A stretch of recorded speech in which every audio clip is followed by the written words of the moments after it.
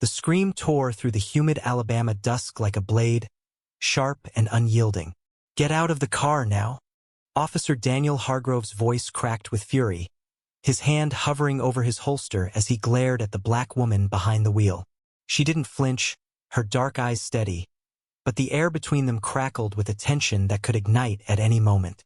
Dr. Maya Ellison, a 38-year-old FBI agent with a reputation for dismantling corruption, sat calmly in her black sedan, her hands visible on the steering wheel. She'd been driving home from a grueling case in Montgomery when the flashing lights of Hargrove's patrol car forced her to pull over on this desolate stretch of Highway 82. The stop had started routine license registration, but Hargrove's tone shifted the moment he saw her face. "You people always think you're above the law," he'd spat, his words dripping with venom. Now he was shouting, his partner, Officer Tim Wells, standing uneasily a few steps behind, his hand resting on his radio. Maya's pulse quickened, not out of fear but from the familiar sting of prejudice she'd faced her entire life. She knew this dance, knew the wrong move could escalate this into something deadly. Yet, she also knew who she was. A woman who'd clawed her way through systemic barriers to become one of the Bureau's sharpest minds. "Officer, I'm complying," she said, her voice steady but firm, like steel wrapped in velvet. "I'd like to know why I was stopped." Hargrove's face reddened. "Don't talk back to me," he bellowed, stepping closer, his finger jabbing the air. "You think you're smart, huh? I know your type." The accusation hung heavy, unspoken but clear. Her blackness was her crime. Wells shifted uncomfortably, his eyes darting between Hargrove and Maya. He'd seen his partner's temper flare before, but this felt different, personal, raw, dangerous. Maya's mind raced. She'd investigated enough rogue cops to know the signs of one unraveling. Hargrove's rage wasn't just about a traffic stop. It was a power trip, fueled by something deeper, uglier. Her FBI badge sat in her jacket pocket, but flashing it now might escalate things further. She needed to de-escalate, to survive this moment. "I'm reaching for my license," she said slowly, her movements deliberate, her eyes locked on Hargrove's. "Don't move," he snapped, his hand now on his gun. The air grew thicker, the cicadas hum, the only sound breaking the silence. Wells stepped forward, his voice low. "Dan, ease up. She's cooperating." But Hargrove ignored him, his focus singular, obsessive. "You're not fooling anyone," he growled. "I've seen your kind before, thinking you can talk your way out of anything." Maya's jaw tightened. She'd faced this kind of hatred before growing up in Birmingham, where her father, a civil rights activist, had been beaten by police in the 80s. At the FBI Academy, where instructors doubted her resilience. Even in her own field office, where colleagues whispered she'd only risen because of diversity quotas. Each time, she'd turned pain into power. But here, on this empty road, she felt the weight of history pressing down. One wrong word, one wrong move, and she could become another statistic. "Officer, I'm an FBI agent," she said finally, her voice cutting through his tirade like a scalpel. The words hung in the air, heavy with implication. Hargrove froze, his eyes narrowing, disbelief twisting his features. "Bullshit," he spat, but his voice wavered, a crack in his bravado. Wells' head snapped up, his hand dropping from his radio. "What did you say?" he asked, stepping closer. Maya kept her gaze on Hargrove. "My badge is in my jacket. Right pocket. I'm going to reach for it slowly." Her tone was calm but commanding, the kind that made hardened criminals rethink their choices. Hargrove's hand twitched, but he didn't stop her. She moved with precision, pulling out the leather wallet and flipping it open to reveal the gold shield glinting in the fading light. "Special Agent Maya Ellison, Federal Bureau of Investigation." The moment stretched, taut as a wire. Hargrove's face drained of color, his mouth opening and closing like a fish gasping for air. Wells let out a low whistle, his eyes wide. "Jesus, Dan, you didn't," he started. But Hargrove cut him off, his voice now a low growl. "This doesn't change anything. You were speeding." "I was doing 62 in a 65, Maya said, her voice ice cold. "You pulled me over for no reason, and you've been screaming at me for 10 minutes. Why? She leaned forward slightly, her eyes boring into his. What's this really about, Officer Hargrove? The question hit like a punch. Hargrove flinched, his bravado crumbling under the weight of her authority. He stepped back, his hand falling from his gun. You can't talk to me like that, he stammered. But the fire was gone, replaced by something closer to fear. Wells grabbed his arm, pulling him back. Dan, let's go. Now. Maya didn't move, didn't break eye contact. She'd seen men like Hargrove before, small men hiding behind badges, wielding power to mask their insecurities. But she also saw Wells, younger, less hardened, his face a mix of shame and uncertainty. There was something there, a flicker of humanity she could reach. As the officers retreated to their patrol car, Maya's heart pounded, but she kept her composure. She knew this wasn't over, not for her, not for the system that let men like Hargrove thrive.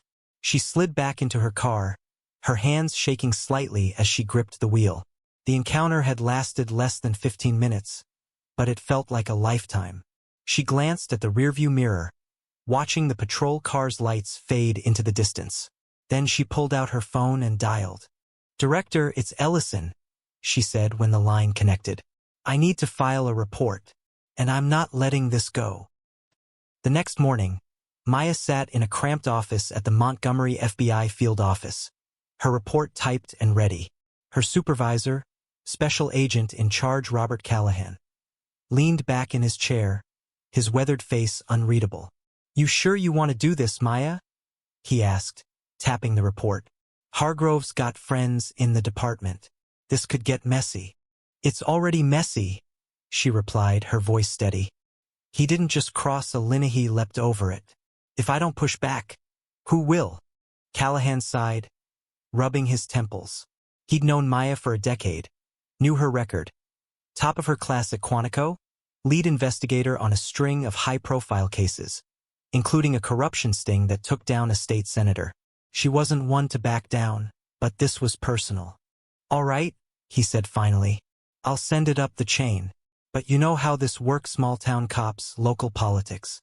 They'll close ranks." Maya nodded, her jaw tight. She'd expected resistance. It was why she'd spent the night digging into Hargrove's record. 3 excessive force complaints in 5 years, all dismissed. A pattern of stops involving black drivers, none resulting in charges. And whispers of a brother in the sheriff's office. Hargrove wasn't just a rogue, Kofi was protected. Back in her apartment that evening, Maya poured a glass of wine and stared at the case files spread across her dining table. Her latest assignment, a probe into a local police department suspected of systemic misconduct, had just taken on new weight. Hargrove's name wasn't in her files yet, but she'd make sure it was. She thought of her father, his stories of marching in Selma, his scars from batons and fists. "They'll try to break you, Maya," he told her once. "But you're stronger than their hate." Her phone buzzed, pulling her from her thoughts. It was a text from an unknown number. "Back off, agent. You don't know what you're starting." Her blood ran cold, but she didn't hesitate.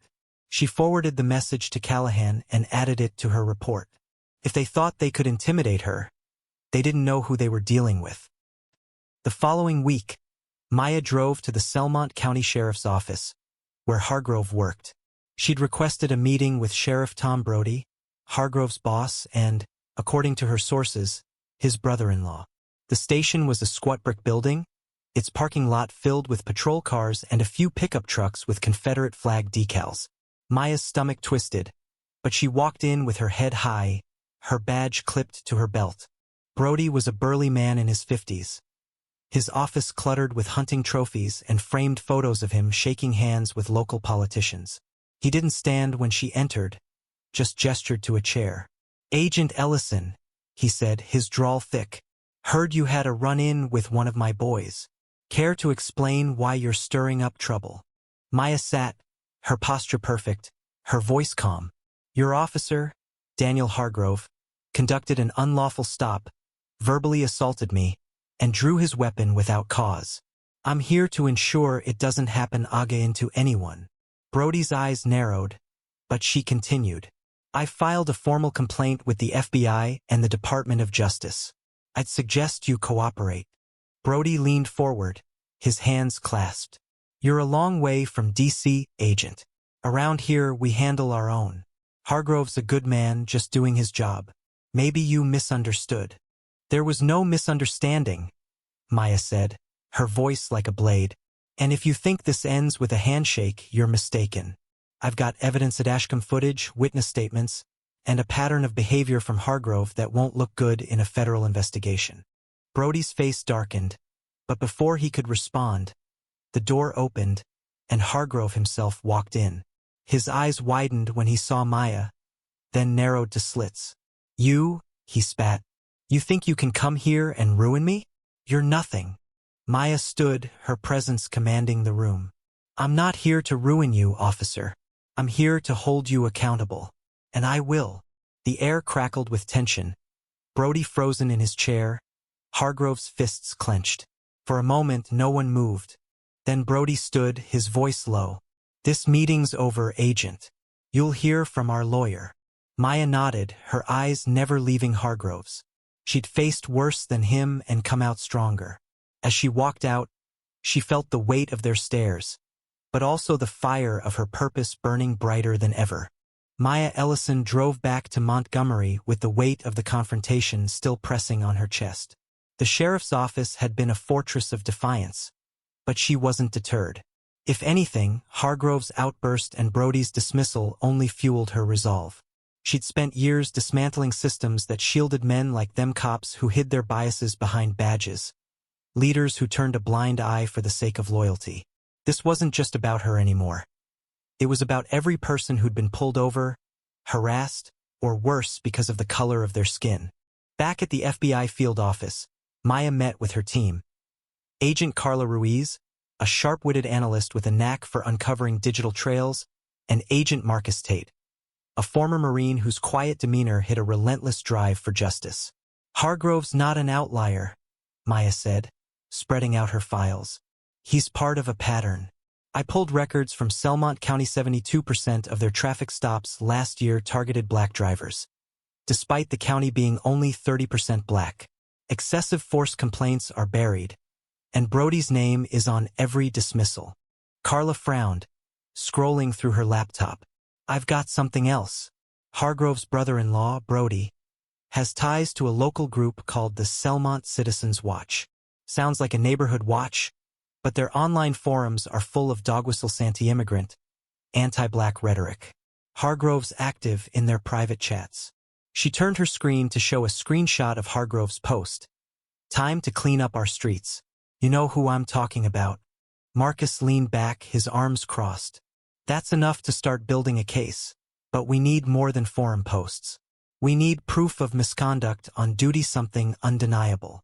Maya nodded, her mind already racing. We'll get it. I want Hargrove's dashcam footage, radio logs, everything. And we need to talk to Officer Wells. He was there during the stop. He didn't escalate like Hargrove. There's a chance he'll talk. The next day, Maya tracked down Wells at a diner on the edge of town. He was off duty, nursing a coffee, his eyes darting nervously as she approached. I'm not here to threaten you, she said, sliding into the booth across from him. But I need to know what you saw that night. Wells hesitated, his fingers tightening around his mug. Dan, he's got a temper, he said finally. He's been worse lately. Ever since his brother got laid off, he's been taking it out on stops. Especially with certain people. Certain people? Maya pressed, her voice calm but unyielding. Wells looked away, shame flickering across his face.